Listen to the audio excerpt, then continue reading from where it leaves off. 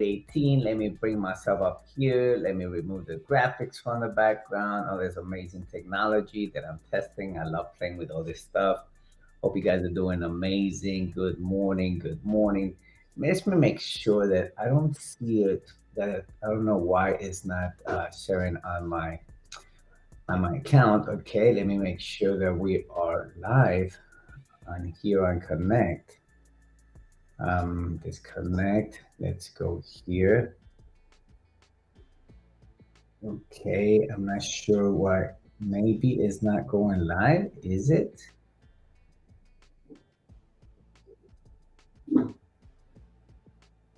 All right, I'm hoping it's going live. I don't see it live on. Let me go on my phone. Just making sure, guys. If not, then that way I can redo this again. Let me make sure and connect. Let me make sure. So I think it is. All right. Let me make sure. I think it is. All right. Sure, it is. It is. It is. It's live. It's live. It's live. All right. I just wanted to make sure, guys, because I had to disconnect and reconnect again. So hope you guys are doing amazing. Here we go. Let's make it happen. Let's make it happen. Good morning. Good morning. Good morning. All right. Let me put the chat on here. Let me close this one out. Let me chat on this one here. I think we can do this here. Chat overlay. All right. Here we go, guys. I'm actually going to leave it like that so if anybody chats or anybody connects in here. So today, I'm actually going to bring this browser on here so that way we can share it and I'll move this one over. All right, there you go. Now I'm talking to you guys. All right, I'm excited. Good morning. Good morning. So last couple of weeks, so you probably see a stay connected image here down here, right? And you also see a QR code right here, right? So if you see those, what I'm trying to do with this is, if you want to stay connected with Connect and all the different events, online events, offline events, ministries, live groups, please click on the link, click on the QR code right there. And that way, and I can actually, if you guys want to, if you don't have, maybe you're on your phone and you can't click on the QR code. I didn't think about that one. I'm going to give you guys here a caption. I'm going to add a caption here. Uh, Stay connected, right? And then the option here, I'm going to put the add in here. All right. And I'm going to add it on there as well, right? So you guys can see it and you can see, click on the link on there as well. So you guys can stay connected. What is that about? Here we go. Let me see it. Okay. So either one. So I'll keep both of them around. But what you want to do is stay connected in there. Enter your email address and phone number, and we'll keep you updated in all the upcoming events. Remember, the number one thing is actually to stay connected. Stay connect with Connect. Okay, how is that one? All right, guys. So we're gonna get right to work. I'm excited. My mind, my heart is all over the place sometimes, and I think this morning is one of those. I want to share with you guys a word of something that I've been studying a lot lately, and I think more than that, I think God's been speaking to me a lot about money principles, and it's probably why me, um, probably because I've struggled the most with money principles. I think that when I was younger, I used to just think of money as something that you make, and if you want more in life, you just got to make more money, and that's part of it, correct? But part of it is actually has to do with principles of money. So I'm going to share with you guys something that we've been talking about last week. I'm going to stop sharing the Stay connected. Show. Stay connected. That one. Okay, not that one. All right. And I'm going to share this screen here so you guys can see it. I'm going to remove this in here, the chat widget for right now. And we've been talking about this. Maybe I need to put it up on my side too because I can barely see it on there. You guys hopefully see it better than I do. So as you guys can see, we were last week we talked about money follows mastery, and we were talking about how we all have different gifts, and based on the and what we are. I used to be one of these guys. I'm so grateful that I'm not there anymore. But I used to be the kind of person that I was always looking for the next job or the next. As a matter of fact, my amazing pastor Chad will probably testify to this. That and actually, one day he kind of called me out on it, with love, with grace, because that's just who he is. But he told me, about staying focused on one thing, right? Because kind of like if we're gonna go to the gym, right, and we work out, and then we work out, we do one set with the arms, and then we do one set with the shoulders, and one set with the back, and we do one set with the arm, and then the legs, and one set with squats, and one set with your back, and then so and you're not being consistent on that one muscle, so that muscle doesn't develop. Good morning, Brenda. So that muscle doesn't develop right, right? So this is what we're talking about. We were talking about last week about the money following the mastery. When you actually focus on that one thing, example, Brenda just jumped on. I can actually, be testified to this that she has been so committed to what she loves to do, which is the art, right? How do I know what she does? Because I see her post all the time. Because I see it, her commitment to doing that one thing. So remember that for us to master, for if money follows mastery, what are you mastering? And what happens is if you're not mastering that thing, that one thing that you do, and sometimes you could be like me. I used to be that person. I was doing network marketing. I was doing marketing. I was doing websites. I was doing logos. I was doing, which is part of marketing. But what I'm trying to get to is I was trying to do all these different things, and I wasn't focusing on that one thing. Right. Today, I can say that I just love marketing and sales. And that's why I opened up a digital marketing agency. Been helping it for 8 years now. And as I see this, why I'm talking about this is because it makes so much sense to me, even now more than ever, was because what I started to see in is that it's so true that the money follows mastery. When you start mastering something so well, right? Somebody scan the QR code. Congratulations. Hope you join us, and we'll keep you connected with all the upcoming events. So what we want to do with this, guys, is think about this for a minute. What are we mastering, right? And if you like saying, well, I don't have a business. You don't have to have a business. You can be where God has planted you, a job. If you're working at a restaurant, if you're working at a doctor's office, if you're working as a doctor, if you're working as a judge, as a lawyer, if you're working as a pastor, if you're working whatever you are at in your life, are you mastering that craft, right? And if we don't, remember that money follows mastery. So the mastery, what that means is, please be very clear on this. When it says money follows mastery, we're talking about that people are paying for a master, right?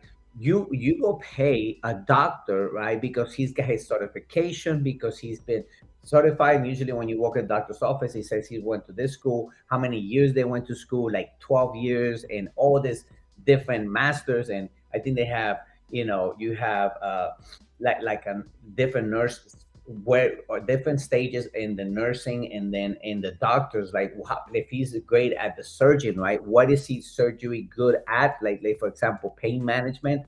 I say that because I work with a pain management doctor.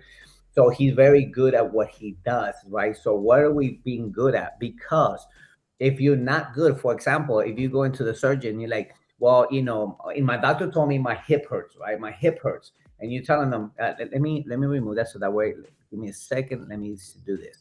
So if you're telling them, hey, by the way, my hip hurts, and the doctor told me to come to a specialist, somebody who's mastered this kind of surgery, and do that. And he comes and tells you, he goes, absolutely, I can help you with that.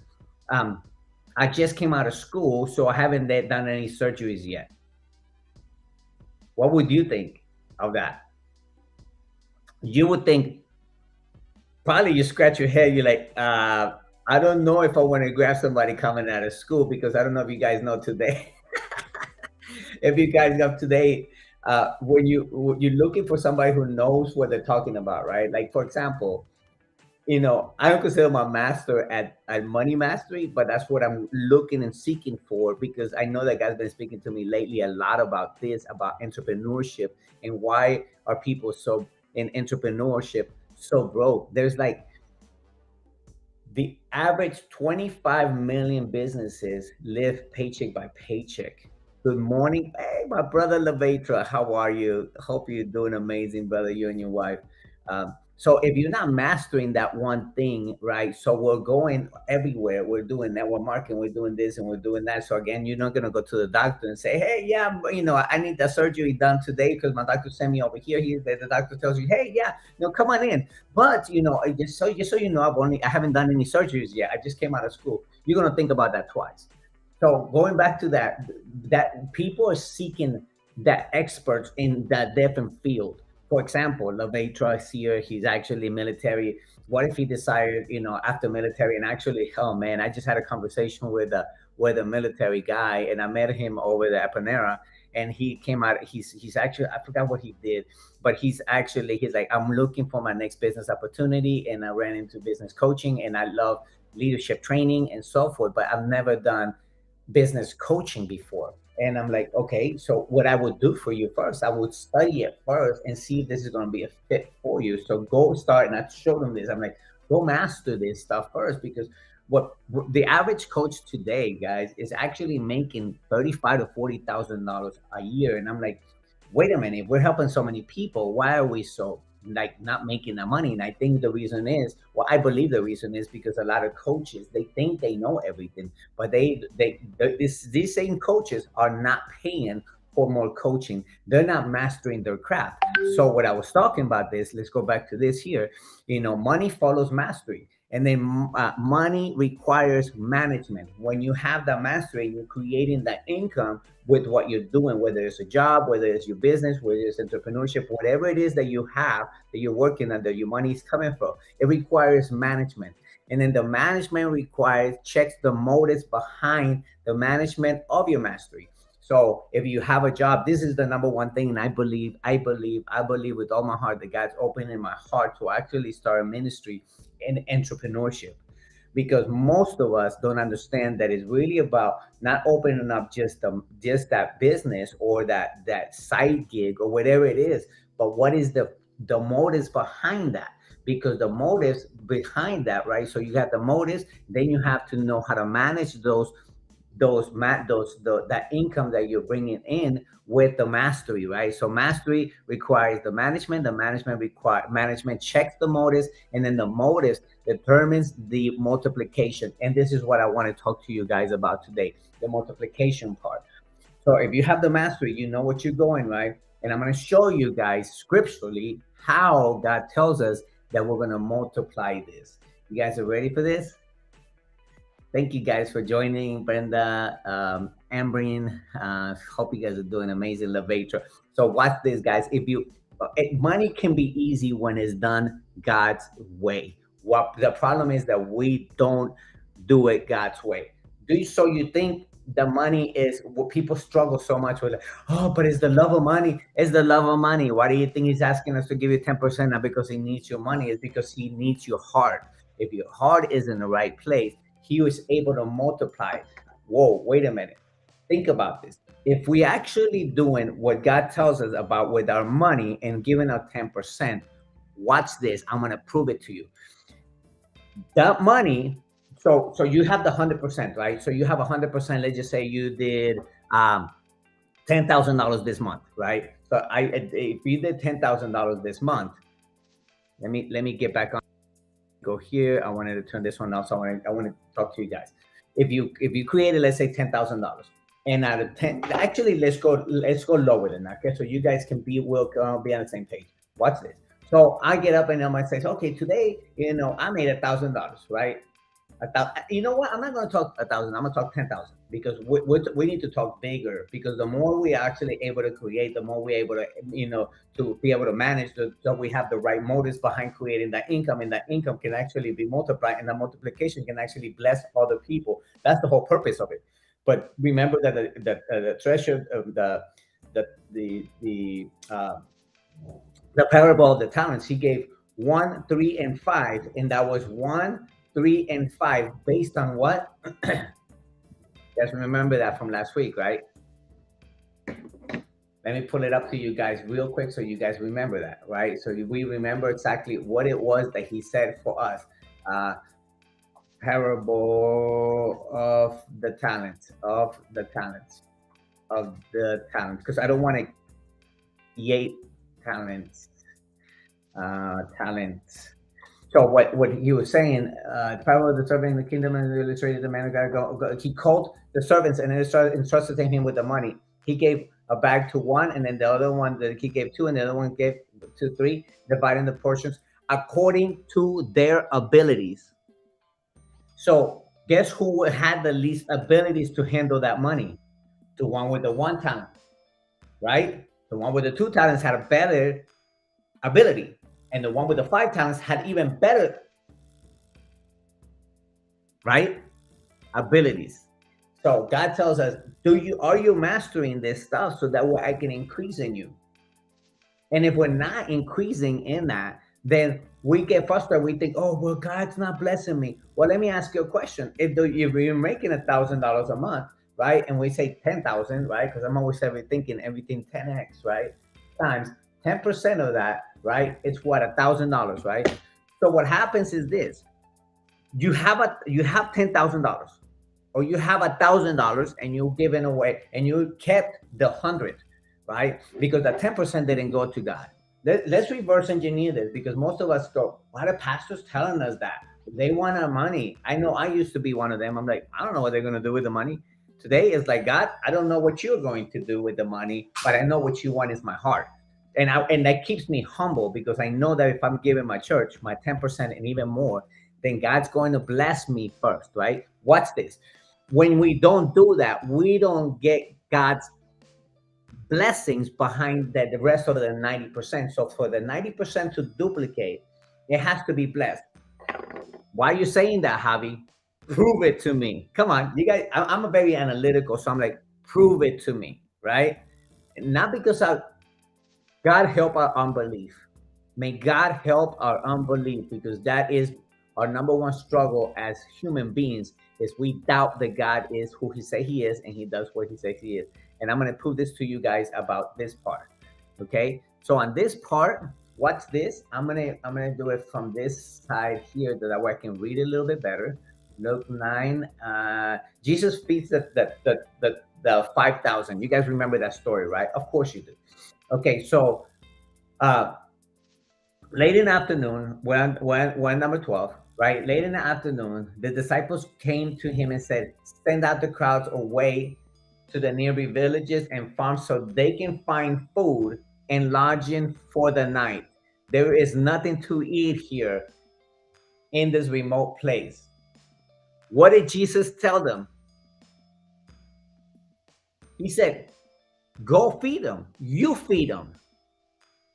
He didn't say, I'm going to feed them. God uses us to be available to bless. Remember, watch, keep going. But we have only 5 loaves of bread and 2 fish, they answered. Or are you expecting us to go buy more food for the whole crowd? For there were 5,000 men only. Just a little input on there. I heard this from a pastor. He says, how hard is it to grab, Levator, this is for us. How hard is it to bring together 5,000 men in one place to come see another man? Must have been something very special, but that's not the point of this story. Keep going.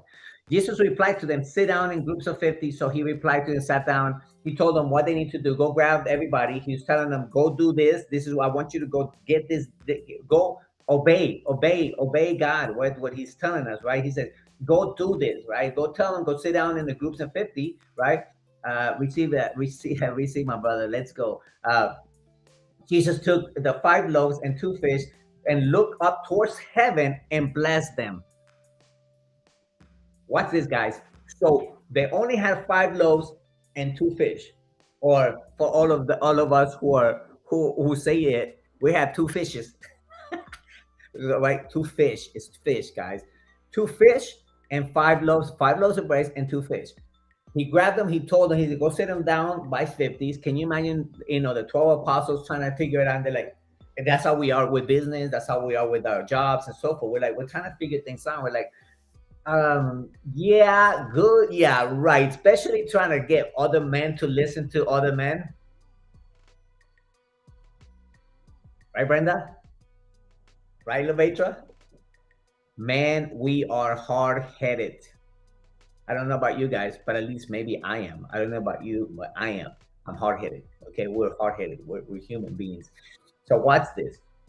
And then he told them to what to do. Go sit them down by 50. Can you imagine trying to get them together by 50s, by 50s, by 50, by 50? Now remember, there's 5,000, and there was 5,000 plus women and children. Let's say half of them were women, right? So half of them were married. So if there were half of them were married, that's 5,000, 7,500. And then each one of them have 2 kids or 3 kids, right? Each one had 3 kids. Okay, hold on a second. You guys do the math right there. I ain't gonna do the math, right? I got a calculator here, but I gotta stay focused. I'm gonna start punching numbers.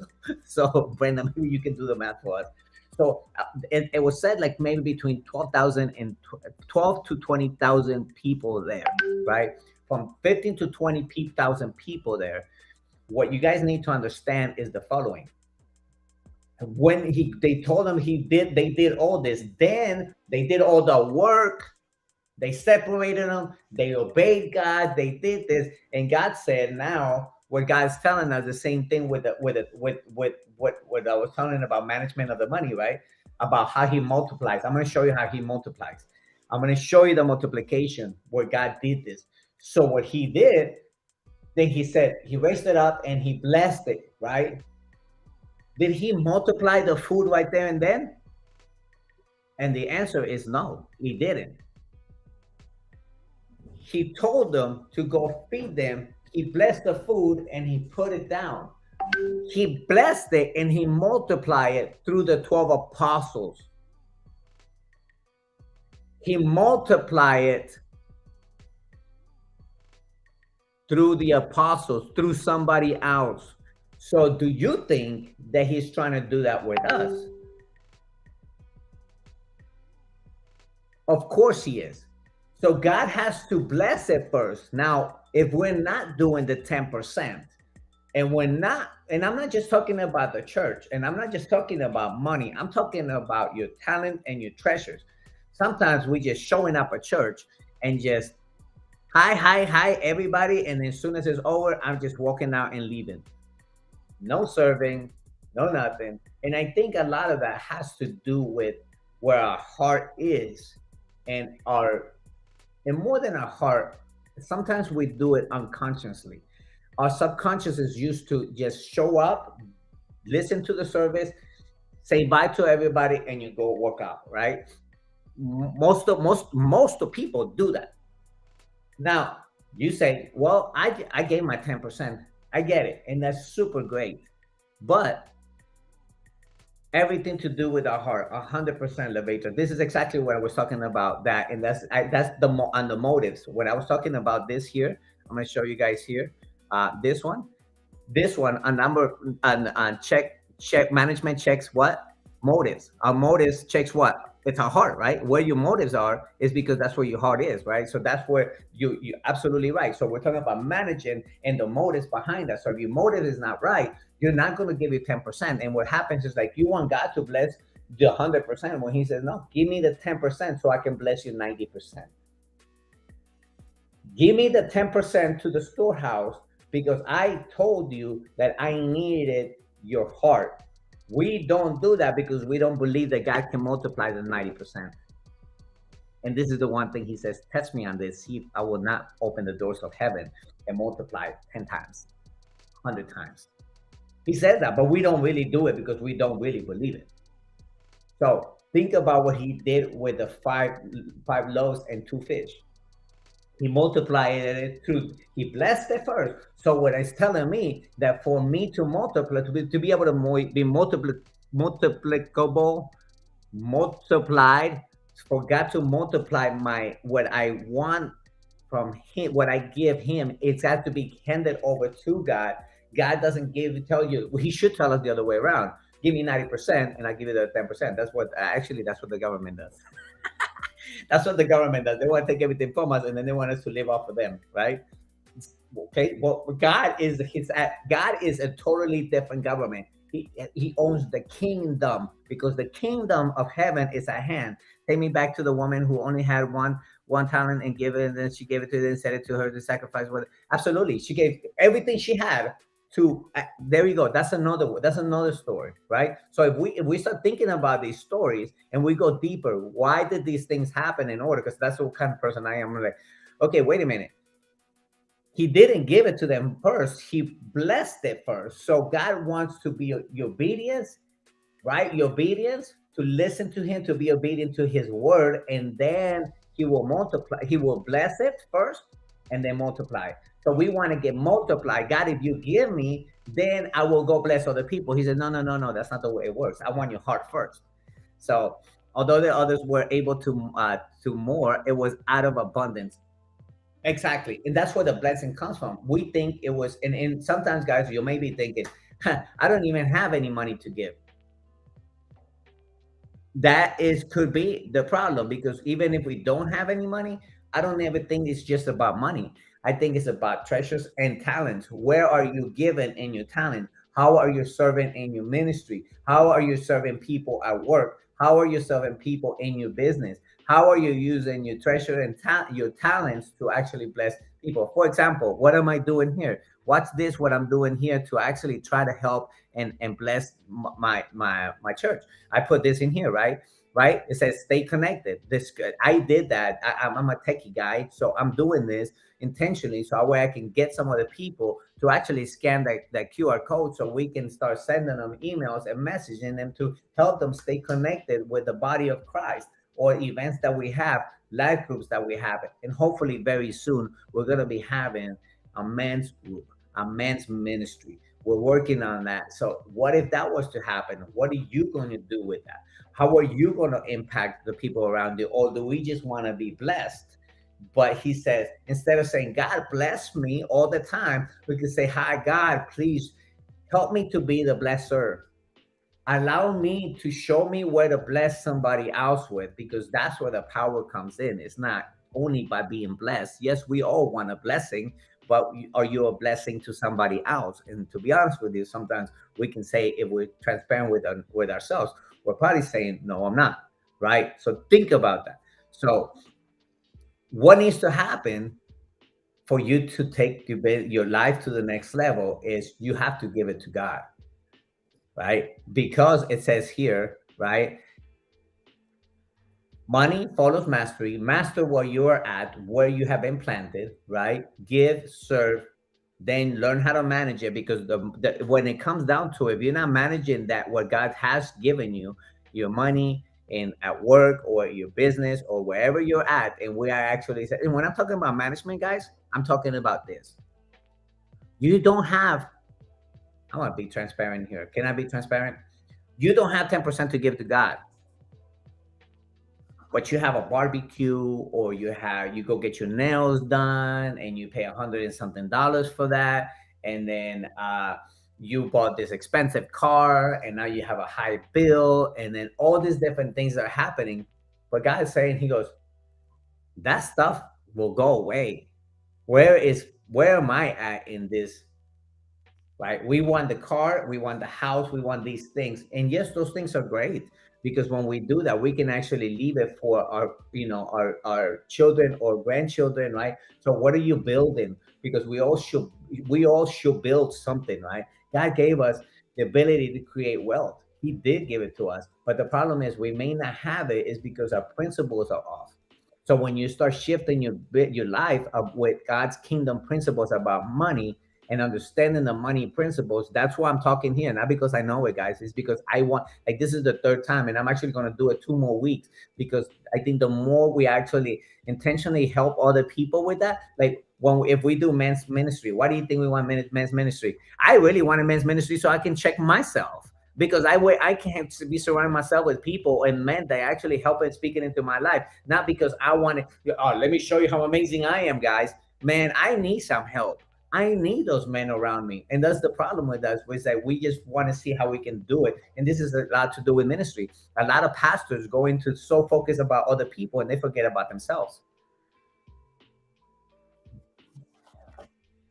And San Antonio Baptist Association they gave us this book, Guardrails. Guardrails is like, who are those people speaking into our lives, protecting us from the evil one? Like, we don't, sometimes we as men, we don't have that. So I'm not gonna go into that one, because I'm gonna speak about that one later on. We're gonna do a study on that one. But right now, what we're talking about is the money principle, guys. The money principle is so important for you to understand that it's about giving, not receiving, right? When you receive from your business, first thing you do is give to God. God will bless it. He will bless not the 10%, he will bless your 90% that you kept too. Because I want him to use the 10% for his kingdom growth. His kingdom, it's about the kingdom. Everything in life is about the kingdom. The kingdom, remember when Jesus was raised, what he spoke about the most was the kingdom. And that's why the kingdom principle says this about money. The government says, give me 30, 40, 45% or so. I don't know how much. I think I paid like $18,000 last year in taxes. I take that back. It was 12. So I started realizing, I'm like, whoa, you know what I started doing, guys? It's not that I'm going against the government, but I started investing in myself. I started going to more trainings, because they're all tax deductible. So again, I'd rather pay myself and grow myself in the mastery than paying Uncle Sam. Right? Now, when we're here and we shift, we are in the world. So we're supposed to be paying our taxes. We're supposed to be doing this. We're supposed to be and understanding the money principles here in life. But the most important one is not here in life. It's actually the kingdom principles. Because we are in the world, but we're not of the world, right? What if we're not of the world? What are we part of? We're part of the kingdom of God, right? We're His children. So if we have to live by His principles, you guys got it? What for?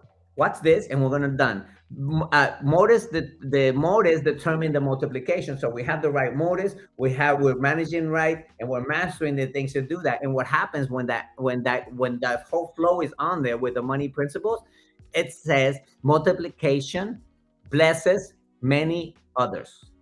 This is the reason why we should be doing this, to bless other people, not so we can only be blessed, for us to use as a conduit to be able to bless the world, bless those people around us, bless.